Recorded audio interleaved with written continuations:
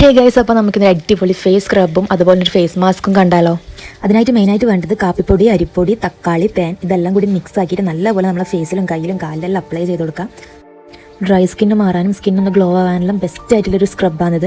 ചില മണ്ടന്മാർ പറയും ഇതുപോലത്തെ നാച്ചുറലായിട്ടുള്ള സാധനങ്ങൾ ഫേസിൽ അപ്ലൈ ചെയ്താൽ വലിയ മാറ്റമൊന്നും ഉണ്ടാവില്ല എന്നുള്ളത്. നമ്മൾ കണ്ടിന്യൂസ് ആയിട്ട് ഫേസിൽ അപ്ലൈ ചെയ്താൽ എന്തായാലും ഉറപ്പായിട്ട് നല്ലൊരു റിസൾട്ട് നിങ്ങൾക്ക് എന്തായാലും കിട്ടും. നല്ലപോലെ സ്ക്രബ് ചെയ്ത ശേഷം ഫേസെല്ലാം വാഷ് ചെയ്ത് നെക്സ്റ്റ് ഫേസ് പാക്കിന് വേണ്ടിയിട്ട് മുൾട്ടാണി മിട്ടി, അലോവേര ജെല്ല്, കേട് എല്ലാം കൂടി നല്ലപോലെ മിക്സ് ആക്കിയിട്ട് ഫേസിൽ അപ്ലൈ ചെയ്യാം.